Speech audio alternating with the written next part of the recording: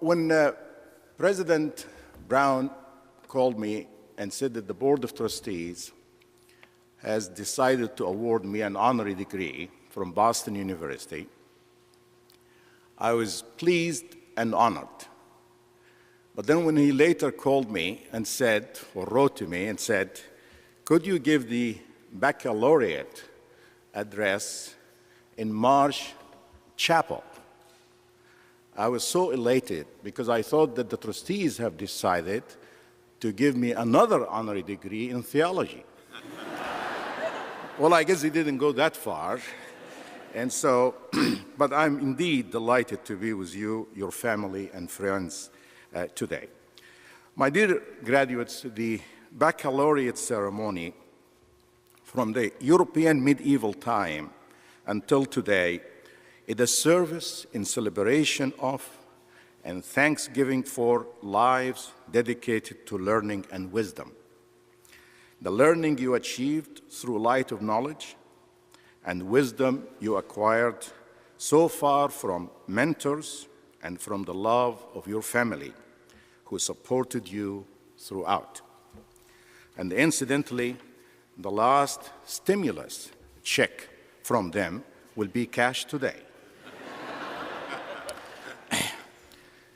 As soon-to-be fellow laureate of this world-class university in few hours, and perhaps more importantly as a parent who has witnessed the joy of college graduation, I would like to share with you some personal experiences in the hope that you may see why you are fortunate to reach this milestone and what you can do with your fortunate to forge a new future.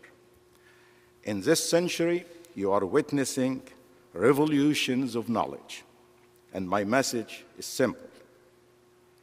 Always be guided by the light of knowledge to shape the future of yourself, of your country, and of the world at large.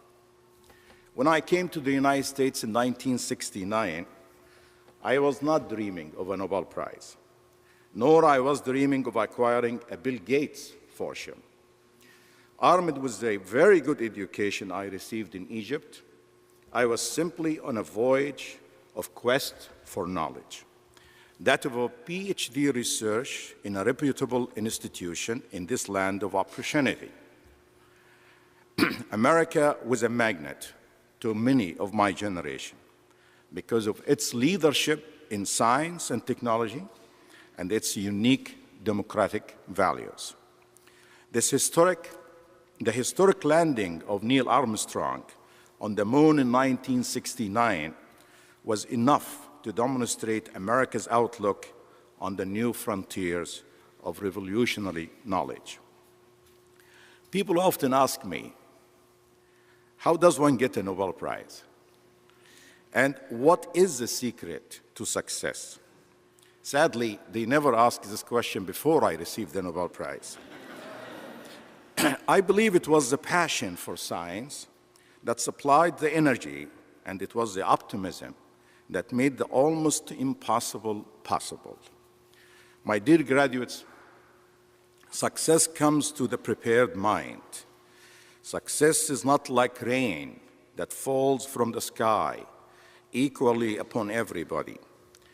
Success is what you reap when you sow with passion and optimism. Times have changed. The world is more complex, and the America of today is not the one I came to in the 1960s. We now in the so-called global age, threatened by chemical, biological, and nuclear disasters, and the United States is facing real challenges. The rise of economic superpowers such as India and China, the conflict of wars overseas, and most importantly, in my view, the change in cultural, educational, and political values. Yes, there are challenges and changes, but you can still make your own success in your own way because you are fortunate to have received an excellent education in a 21st century developed world society. Your education is unaffordable to at least 80% of the 6 billion people on the planet who make merely $1 a day. As importantly, America continues to provide you with opportunities that even today you will not find anywhere else in the world. And here you are free to speak and worship as you please. And you can sleep at night without fear of the government or the police. These fundamental values are embedded in the foundation of this country that is built on the pillars of life, liberty, and the pursuit of happiness. Do not listen to pessimists. Rather, forge ahead to contribute in whatever career you are passionate about, in business, government, law, art, or science. I do not know the future of business or politics, but I know the future of science. Your generation and the ones after you will continue to seek basic understanding of nature and make the exciting discoveries that lie ahead. From the deciphering of the most fundamental constituents of matter, to the reach of the cosmos boundaries, and to the uncovering of our origin and the miracle of life. But there is more. From the beginning of time, the quest for knowledge has been the driving force for revolutionary changes, not only in causing paradigm shifts in our understanding of the cosmos, but also as an agent for the naissance and renaissance of human societies. The European Renaissance would have been impossible without enlightenment about the significance of knowledge and rational thinking. I think too much credit is given to the impact of politics on the progress of society. In fact, without scientific knowledge, there is no development, and politicians would not be able to promise prosperity. Just think of what would our world be like without electricity, penicillin, and the airplane. From the agriculture and the industrial revolution to today's genomics and IT revolutions, knowledge is at center stage for societal development. Even in politics, knowledge is becoming essential, and the use of your generation elsewhere in the world is now harnessing knowledge of technology to do what those of my generation thought impossible, to acquire liberty from totalitarian regimes. You are aware, no doubt, of the People's Revolution sweeping the Middle East as I speak. I witnessed in real time the Egyptian uprising that began on January 25th of this year and remarkably led to the removal of Mr. Mubarak in only 18 days. I saw university students in the hundreds of thousands and then in the millions marching to Tahrir Square in Cairo.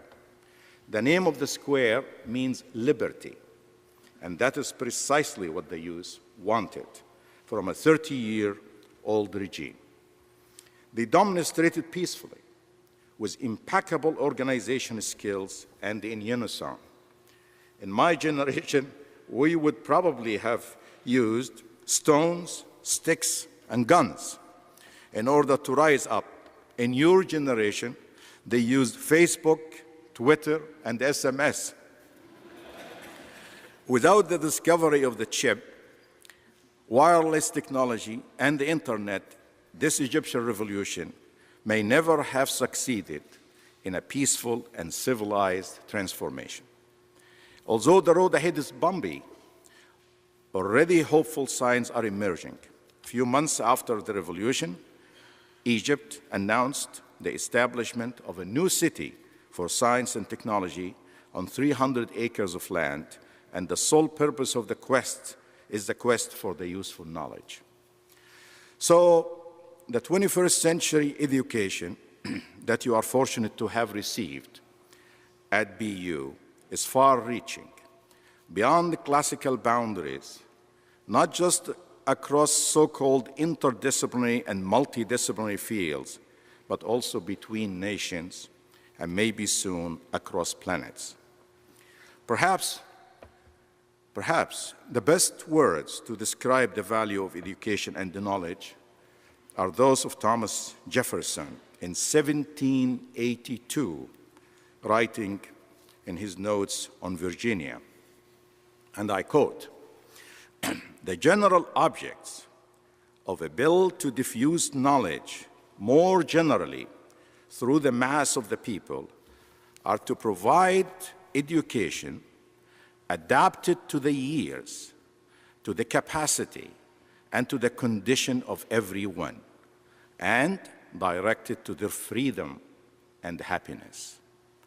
Remarkably, Jefferson, more than 2 centuries ago, saw the virtue of education on the individual and the global levels.